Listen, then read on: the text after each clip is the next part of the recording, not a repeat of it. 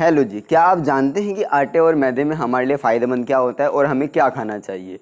तो आपने बहुत बार सुना होगा कि चाउमीन, मोमोज, बहुत सारे फास्ट फूड ऐसे होते हैं जो मैदे से बनते हैं। मैदे से हम बहुत सारी तली भुनी चीज़ें बनाते हैं, भटूरे वगैरह वो सब बनाते हैं जो हमारे लिए नुकसानदायक होते हैं। लेकिन बात करें आटे की, तो आटे के अंदर बहुत सारी ऐसी चीज़ें होती है जो हमें नुकसान नहीं पहुँचाती हो। चलिए बात करते हैं इन दोनों के बारे में कि ये बनते कैसे हैं, फ़ायदा कौन देता है और इन दोनों के बीच में क्या क्या डिफरेंस होता है। सबसे पहले बात करते हैं कि आटा और मैदा किससे बनते हैं। आटा भी गेहूं से बनता है और मैदा भी गेहूं से बनता है, लेकिन दोनों के अंदर डिफरेंस ये होता है कि आटा जो है वो कंप्लीट जो हमारा व्हीट ग्रेन होता है, यानी कि पूरा जो गेहूं का दाना होता है उससे बनता है, जिसके अंदर उसका वाइट वाला पार्ट जिसको हम एंडोस्पर्म बोलते हैं उससे बनता है, और जिसका ब्राउनिश कवरिंग जो उसकी ऊपर कवरिंग होती है उससे बनता है।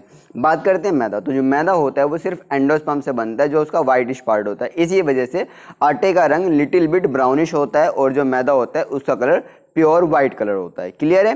तो इतना तो हो गया क्लियर। सेकंड पॉइंट आता है कि जो आटा होता है, आटे का जो पार्टिकल का साइज होता है मैदे के कंपेरिजन में बड़ा होता है, यानी कि आटे के अंदर जो पार्टिकल्स होते हैं वो मैदे से बड़े होंगे। तो सीधी सी बात है कि जो आटा है वो हमारी इंटेस्टाइन में इजीली डाइजेस्ट हो जाएगा। वो हमारी इंटेस्टाइन के अंदर जब हम एब्जॉर्ब करते हैं न्यूट्रिएंट्स को तो वो वहाँ पे चिपकेगा नहीं, क्योंकि मैदा चिपक जाता है, जिसकी वजह से जो एब्जॉर्प्शन है इंटेस्टाइन के थ्रू, जो न्यूट्रिएंट्स का एब्जॉर्प्शन होता है वो कम हो जाता है, जिसकी वजह से ये हमें फेस करना पड़ता है।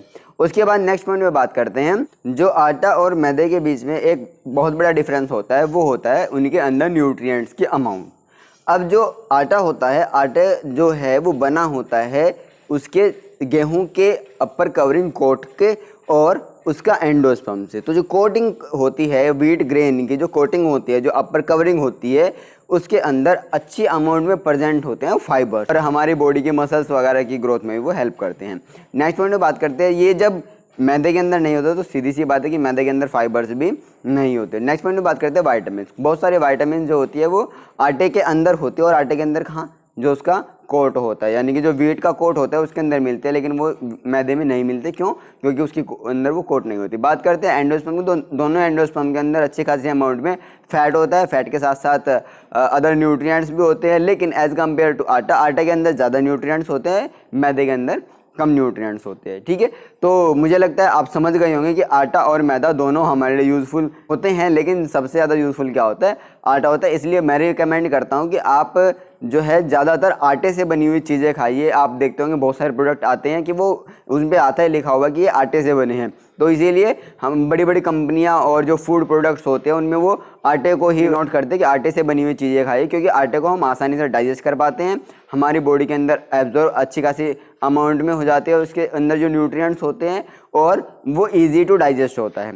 साथ साथ गेहूं होता है, गेहूं के जो पार्टिकल्स होते हैं वो बड़े होते हैं, जिसकी वजह से हमारी इंटेस्टाइन को वो नुकसान नहीं पहुंचाते, वो किसी भी तरीके से हार्म नहीं करता। लेकिन बात करें कि मैदे की, तो मैदा बहुत तरीक़ों से हमें हार्म पहुंचाता है। मुझे लगता है ये वीडियो आपको अच्छी लगेगी। अगर आपको ये वीडियो अच्छी लगी और साइंस से रिलेटेड कुछ नॉलेजेबल आपको वीडियो लगी हो तो आप प्लीज़ लाइक कीजिए, शेयर कीजिए, सब्सक्राइब कीजिए, और उनको भी शेयर कीजिए इस वीडियो को जो बहुत सारे फास्ट फूड खाते हैं, उनको पता लगे इस डिफरेंस के बारे में, वो कितना ज़्यादा नुकसान कर रहे हैं अपनी हेल्थ से कितना ज़्यादा कॉम्प्रोमाइज़ कर रहे हैं, उन सबको इसको सेंड कीजिए।